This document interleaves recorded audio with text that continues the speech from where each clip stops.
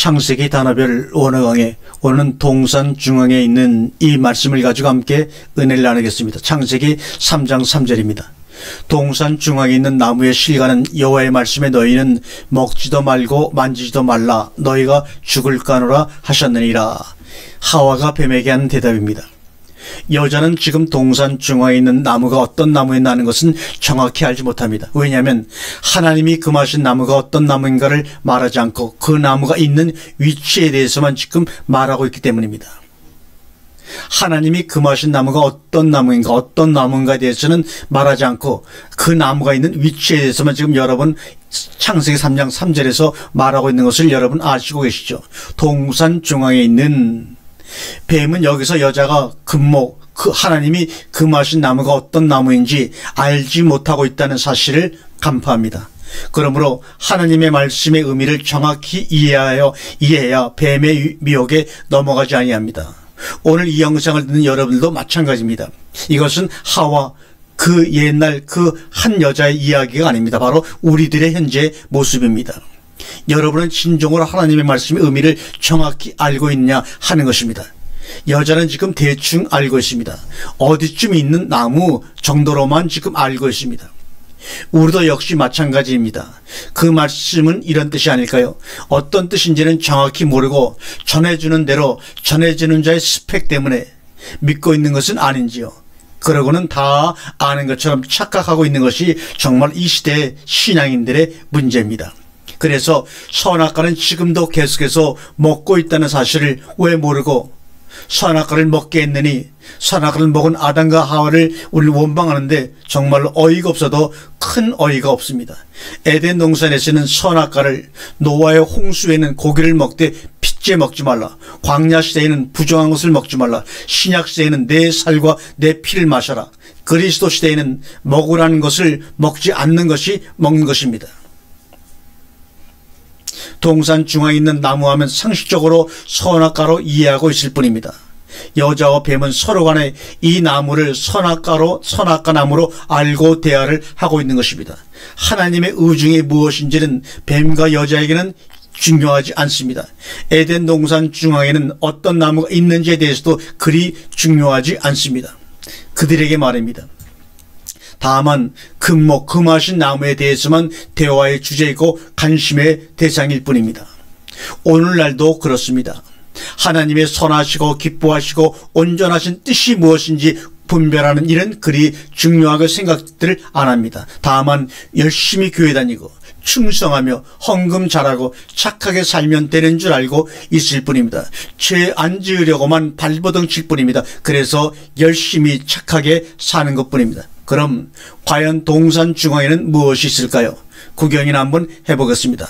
창세기 2장 9절에 여호와 하나님이 그 땅에서 보기에 아름답고 먹기에 좋은 나무가 나게 하시니 동산 가운데에는 생명나무와 선악을 알게 하는 나무도 있더라. 개역성경은 이렇게 되어 있습니다. 동산 가운데에는 생명나무와 선악을 알게 하는 나무도 있더라.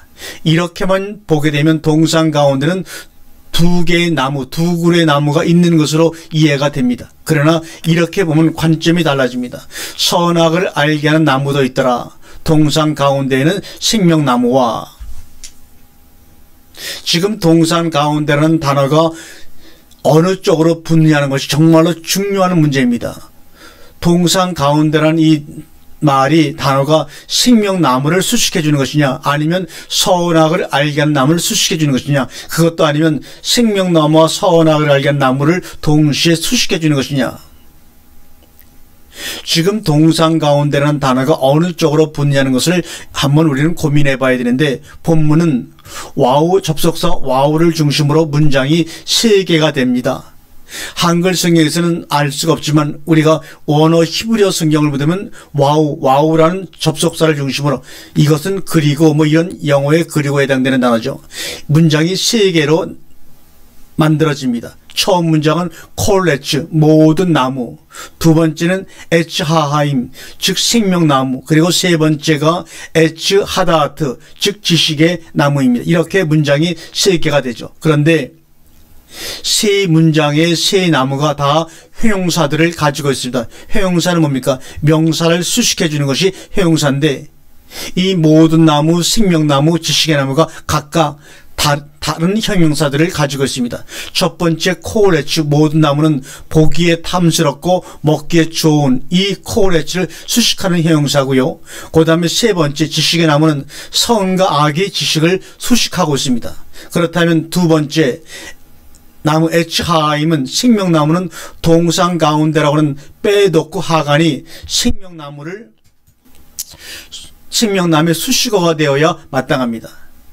여자가 말하는 동산 중앙의 나무는 속칭 선악과 나무가 아니라 생명나무인 것입니다. 결국 여자의 말은 생명나무의 열매는 먹지도 말고 만지지도 말라고 됩니다. 자기는 이런 뜻으로 얘기하지 않았다고 생각할지 모르지만 그 속에는 이런 말이 되고 만 것입니다. 어처구니 없게도 말이죠.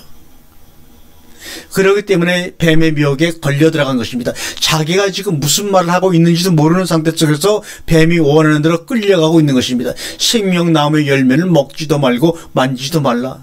이것이 바로 뱀이 원하는 미혹이었습니다. 그대로 이루어지고 있습니다.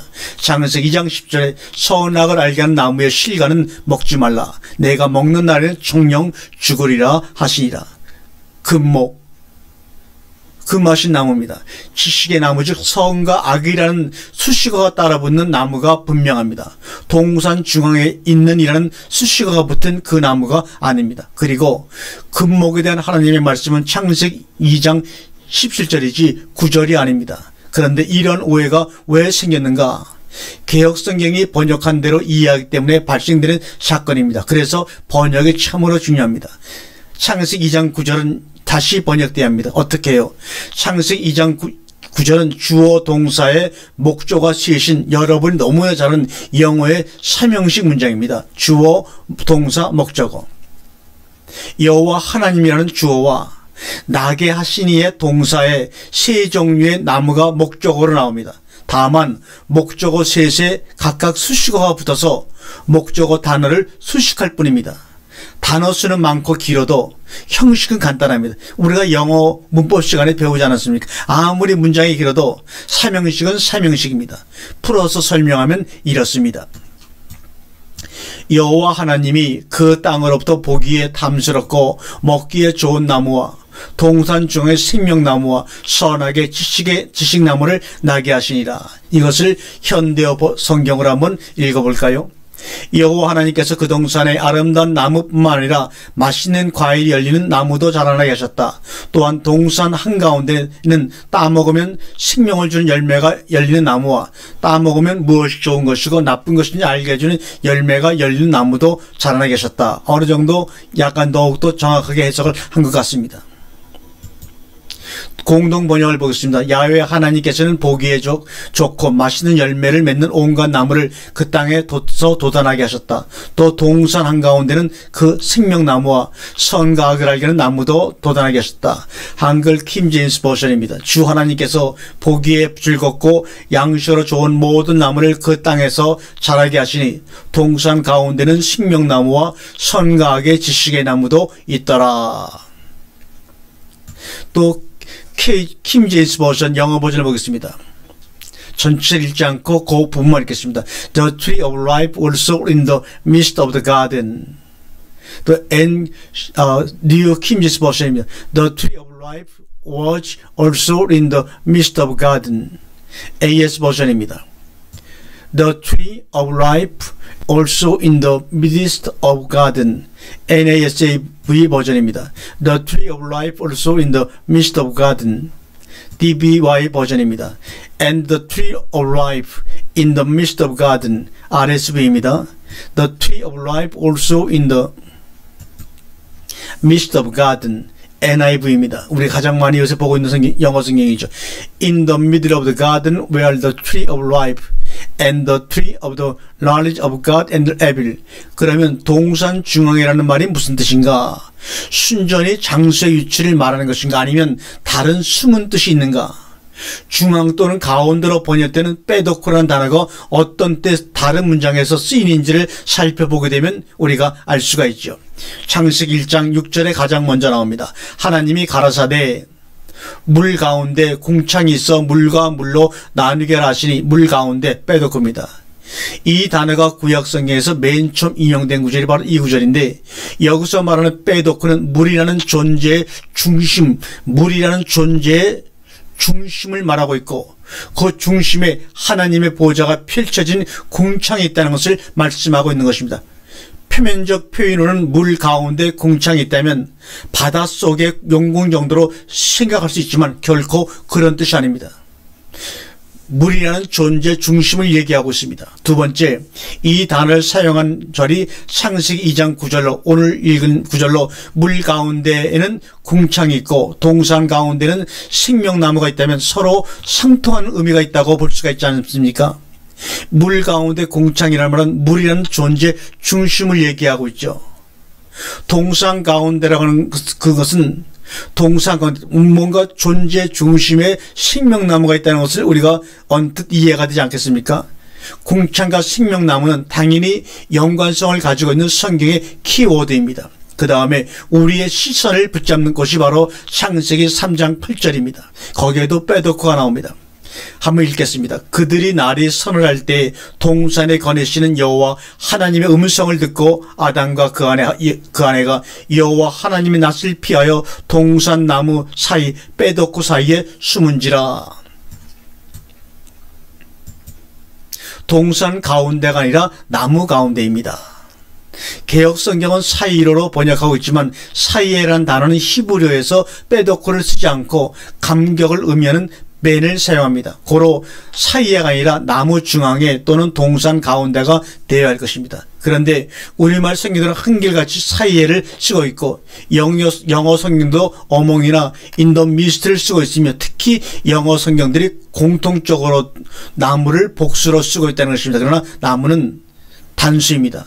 고로 나무들 사이가 되고 맙니다. 그러나 창세기 3장 8절의 나무는 2장 9절에서 말하는 세 나무 중 모든 나무인 코레츠를 말하는 것이 아니라 단수나무를 말하고 있습니다. 그것이 생명나무냐 지식의 나무냐는 것은 후설하더라도 중요한 것은 나무 중앙이라는 말의 의미가 무엇이냐 하는 것입니다.